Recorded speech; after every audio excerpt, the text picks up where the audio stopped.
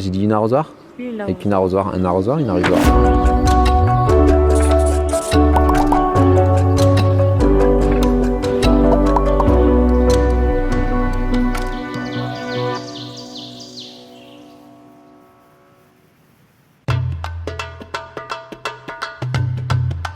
Ça c'est la dalle et ça va être une trappe d'accès au frigo d'hiver. Donc en fait ça sera simplement une boîte sous la remorque qui est toujours à l'ombre. On l'a ouvert comme une fenêtre dans un mur et c'est pour ça que c'est intéressant de le faire avec la dalle debout du temps qui a été debout. On a percé le pare-pluie, on vient l'agrafer comme ça à l'intérieur de l'ouverture et ensuite on va venir rajouter une petite pièce en plus sur les angles qui viendra se mettre par-dessus le pare-pluie. Voilà la petite pièce d'angle qu'on a préparée. C'est un rectangle avec 4 parties, une qui est découpée. On l'a pré-pliée là, hop, avec un réglet, comme ça c'est précis. Et on va venir la poser comme ça, comme ça, comme ça. Ça fait que s'il y a une goutte d'eau qui descend comme ça là, hop, elle va descendre là, elle va aller sur le pare-pluie ici. Là, elle va passer sur la petite partie triangulaire en scotch et hop, couler le long. Ce scotch, je le mets avant celui-là, même si c'était moins pratique à faire, parce que du coup, la goutte qui pourrait tomber de cette paroi verticale, hop, elle passe par-dessus et hop, elle va sur le pare-pluie. Alors que là, j'ai fait l'inverse pour commencer, parce que c'était le plus simple. Ce scotch passe dessous celui-là, donc si une goutte descend là, théoriquement, imaginons qu'il y a un trou, hop, elle se lisse sous ce scotch. Pour essayer d'être le plus parfait possible, on pense à la petite goutte tout le temps. Là, il ne manque plus qu'à faire un raccord là, pour ces deux bouts-là. Là-dessous, j'ai mon petit triangle. Donc on va mettre un bout de scotch là, un bout de scotch là, et voir si je vais pas rajouter une petite protection juste pour l'angle, quel point fragile. On a tiré le pare-pluie, la structure est contreventée. On a vérifié l'éclairage, donc on a mesuré les deux diagonales. On a quelques millimètres d'écart. Le problème c'est que nos structures de caisson de roue en fait rigidifient le tout, contreventent presque la structure. Donc en gros on pense que c'est quelques millimètres d'écart. On va pouvoir les rattraper sur la remorque, ça se trouve ils vont rien changer. On est venu rajouter des petits bouts de pare-pluie ici pour avoir plus de remontée contre le pare-pluie qui viendra des murs, parce que là donc la dalle elle est à l'envers. Hein. Et on est venu faire le frigo d'hiver. Et c'était important de le faire avant parce qu'en fait on va avoir là où il y a les caoutchoucs, les bandes de caoutchouc, ici il y a les traverses de la remorque. On n'aurait pas pu faire tous les replis, les scotch et tout ça, donc il fallait bien qu'on le fasse avant et pas le laisser en attente comme une fenêtre. Là on a posé un petit caoutchouc expansé, je sais pas ce que c'est, de la récup. Ça permettra de venir protéger le pare-pluie du grillage qu'on va poser, qu'on va tirer derrière. Ce caoutchouc il va quasiment s'écraser. La peur que j'avais c'était que du coup s'il a créé une épaisseur, mon pare-pluie va faire ça entre deux caoutchoucs. Et en fait ça me gêne qu'il fasse ça parce qu'il veut pas avoir, ça peut être une faiblesse. J'aurais préféré qu'il soit plaqué contre le grillage. Et du coup vu la faible épaisseur de ça, plus le poids écrasé, je pense qu'il y aura quasiment aucune épaisseur. Les bandes de caoutchouc on les a juste collées avec du mastic, mais vraiment quelques points. Ça se tiendra avec la remorque, mais c'est juste que quand on retourne la dalle, il n'y a pas tout qui se pète la gueule. Maintenant j'aimerais protéger le grillage contre la remorque en elle-même. Je me demande si les soudures avec le temps écrasées contre quelque chose de dur comme du métal vont pas sauter. Et pour des questions de grincement éventuel aussi, on va mettre ce caoutchouc là qui est une chute. C'est récupéré dans une carrière. C'est un espèce de gros caoutchouc armé, de la fibre métallique ou une autre fibre en textile dedans. Du coup là-dedans il a fallu calculer quelle largeur on va faire pour optimiser ça et que ça fasse tout ce dont j'ai besoin. On a fait nos petits calculs savants. On va découper nos bandes. Elles vont être un peu moins larges que les traverses de la remorque. Je pense pas que ce soit dérangeant, mais au moins je pourrais tout faire d'un coup. 3 hours later. On l'a juste collé avec quelques points de silicone, très peu. En fait juste pour que ça tienne et que quand on pose la dalle dessus ça tombe pas. Tout sera maintenu de façon écrasée. Alors avec quoi couper ces gros caoutchouc armés? Je crois que le mieux c'est la scie sauteuse. Au cutter c'est quasiment impossible, les copains l'ont fait et ils ont mis 1000 ans. La disqueuse je crois que ça va faire fondre le truc. La scie sauteuse c'est pas mal avec la lame métal. Ça chauffe au d'un moment, ça pue le plastique brûlé. La lame chauffe et puis le plastique fond aussi un peu dessus. Et surtout c'est que si le plastique fait ça en même temps que la lame fait ses allers-retours, ça va rien couper. Donc il faut bien que le plastique soit plaqué. Donc c'est pour ça qu'on avait fait ça là. On avait laissé un espace pour la lame avec des petites cales qu'on voit là-bas derrière. Et comme ça le caoutchouc posait là, ma scie sauteuse elle posait là comme ça. Et moi le plastique il faisait pas comme ça. Et on les a collés là. Des fois c'est un peu du raccommodage parce qu'on en avait plus beaucoup. Alors là on voit qu'il y en a deux. Et comme on en avait plus beaucoup du tout, on n'a même pas fait la fin ici. Parce que là ça va être ma terrasse. Donc je vais y revenir plus tard et d'ici là j'aurais peut-être trouvé autre chose qui fasse à peu près la même épaisseur. Là l'idée maintenant c'est de venir préparer le grillage et de le poser dessus. Bon voilà, on a tiré le grillage sur les caoutchoucs. On a 3 bandes, 1, 2, 3. Le solivage qui est là-bas, par terre, il va venir sur la remorque, hop, jusque là.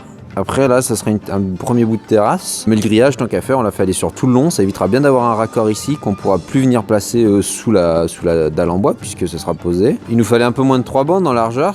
on voit que là ça se superpose, mais on n'allait pas s'emmerder à recouper une bande dans la longueur. Déjà ça allait être chiant, et ensuite vu que c'est la largeur d'un rouleau pile, bah le bord est plutôt propre, il est pas plein de picots comme quand on va le couper. Quand on le coupe, ça fait ça. Si on l'avait recoupé sur la longueur, ça aurait créé toute une longueur avec plein de petits pics dangereux pour le pare-pluie, je pense. Et puis c'est mieux que ça se recouvre, comme les laits de pare-pluie, on les fait recouvrir pour la goutte d'eau, bah là on les fait recouvrir pour les petits rongeurs, et puis voilà. On les a calés là-bas, on voit pas, avec des serre-joints qui sont dessous sur le côté, on peut pas poser la dalle s'ils sont tenus par le dessus. Et là, on s'était fait un petit bout de bois avec des vis qui traversaient, et avec 2 serre-joints, hop, ça faisait effet levier. Les vis, elles étaient prises dans le grillage, ça venait tirer le grillage, et puis après on l'a coincé, hop, avec les serre-joints là.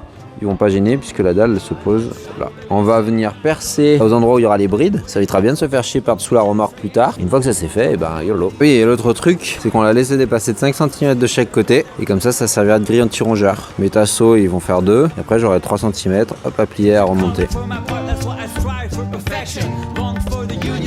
On a testé la moustiquaire en alu pour la protection de la sous-face de la dalle et donc du pare-pluie. Quand je l'ai reçu, déjà j'étais assez sceptique et le test confirme un peu ça. C'est très fin, très fragile. Donc là, on s'est fait un petit test, on l'a vissé avec des tasseaux. Et en fait, quand on appuie, les vis percent la maille et créent des points de fragilité. Et quand on appuie, bah, ça se déchire. Le risque, c'est quand t'as une nid, bah, ça va appuyer. Si l'isolant se charge un peu en humidité, il va être un peu plus lourd. Dès que ça se déchire, j'ai des fils là d'alu. Donc à long terme, c'est juste bon à percer le pare-pluie, je pense. Je suis bon pour renvoyer les moustiquaires en alu. Il reste un petit endroit où il faut mettre de la grille, ça va être là sur les passages de roues. Une fois que la remorque sera posée, on ne pourra plus accéder aux caissons de passage de roues. Et je me demande, est-ce qu'il pourrait y avoir des rongeurs qui viendraient manger le pare-pluie, la fibre de bois pour venir se mettre au chaud. En même temps, quand je vois que des souris bouffent des plaintes et passent entre ça d'espace, je me dis que tout est possible avec. Du coup, pour être tranquille dans un endroit où je pourrais plus accéder plus tard, je vais quand même le protéger. J'aurais pu utiliser des chutes de grillage, mais une fois coupé, il y a plein de petits picots et j'étais pas rassuré pour mon pare-pluie. Je me suis dit, ça se trouve, ça va faire plus de mal que de bien. Et du coup, je récupère plaque d'alu perforé d'un gars qui a construit sa tiny avant par ici. Et puis, je vais venir découper un pochoir de sorte que ce soit plié et il n'y aura pas du coup de coupe aux endroits où il y a le pare-pluie.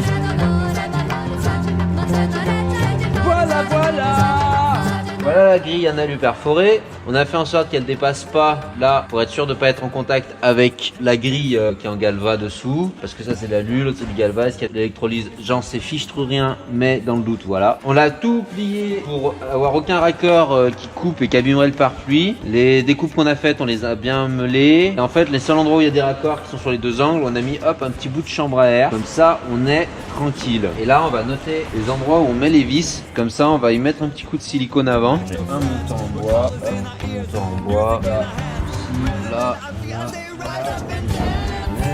hop, hop. Petit coup de silicone. Là. Et ensuite là on va visser avec des vis en inox parce qu'on est en extérieur. Et comme ça c'est de l'alu et ça c'est de l'inox et que je connais toujours rien à cette électrolyse, on a découpé des petits bouts de chambre à air aussi là. Hop. Comme ça on est tranquille dans la tête. Et voilà.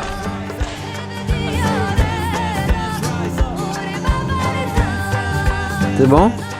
Explication des petites manchettes. On va mettre des petites manchettes d'étanchéité, je sais pas exactement comment ça s'appelle, on les a achetées chez Matériaux Naturels. Et donc en fait j'ai déjà dessiné les endroits où j'aurai mes évacs, à savoir une évac de douche, une évac pour le chauffe-eau électrique et 2 petites évacs, une pour la machine à laver et l'évier et une aussi pour l'évier. Je vais faire 2 évacs sur l'évier. Quand on rince des légumes, en tout cas qu'on n'a pas utilisé de produit, et que c'est de l'eau qu'on pourrait utiliser pour le jardin et tout, et ben en fait on change de bonde sur l'évier, on verra comment on fait. Comme ça on a une évac dessous avec une arrosoir ou une bassine et hop on récupère les eaux de lavage pour arroser. On dit un arrosoir. J'ai dit une arrosoir? Une avec une arrosoir, un arrosoir, une arrosoir. Pour pas faire l'étanchéité à l'air, puis à l'eau aussi, on a acheté donc les petites manchettes là. Elles vont venir se mettre sur le pare-pluie et quand on va passer le PVC, ben du coup hop ça va venir comme ça se coller. N'hésitez à les mettre maintenant ou pas. L'intérêt de les mettre maintenant, c'est que du coup elles seront en extérieur, donc normalement ça c'est mieux. Le truc c'est qu'il faut pas se louper. Faut être sûr de savoir où vont être nos évacs, parce qu'après ça sera pris entre la grille et... Enfin bref, ça sera coincé, on pourra plus y accéder. Sinon on pourra ne pas les mettre maintenant et les mettre à l'intérieur du pare-pluie pour plus de sécurité. Je me dis on va les mettre maintenant, normalement mes plans sont ok. Et puis bah si on s'est gouré, on perce pas le pare-pluie de toute façon, donc si on s'est gouré, bah on a payé des manchettes pour rien et elles seront collées au pare-pluie. Ça fait que sur les plans là, on était en train de réfléchir un peu, par exemple pour les vacs de douche, ça va être un bac à douche un peu extra plat, donc on aura une bonde et l'évacuation l'évacuation de la bonde, elle se fait pas à la verticale, elle part sur l'horizontale, donc c'est-à-dire qu'il faut une certaine distance avant mon évacuation vraiment qu'on va faire là aujourd'hui avec la manchette pour avoir un raccord en PVC, donc ça faut un peu l'anticiper. Où est-ce que ça va être aussi sur la douche? Donc j'ai regardé le bac à douche que je vais sûrement acheter pour savoir dans quel travée de solive je me mets, parce que si je dois percer une solive de 80 pour faire passer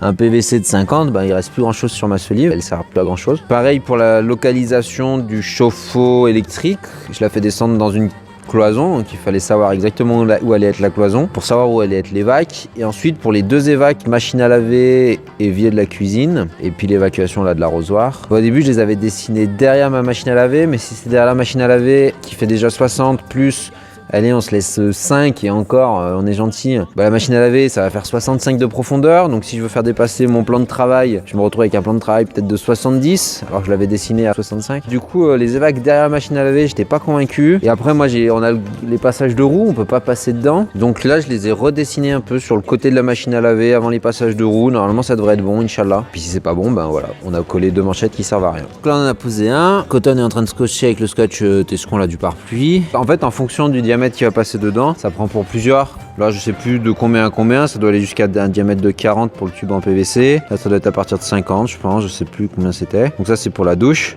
Donc on en a 2, on a lui et celui-là qui est là. Lui, il compte le pare-pluie et lui, il sera contre le frein vapeur en intérieur.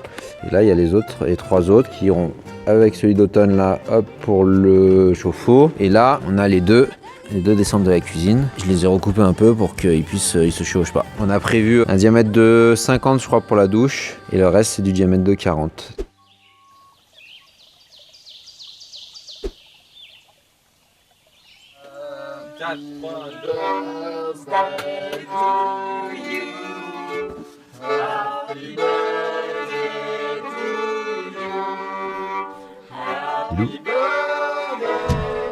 La porte est collée.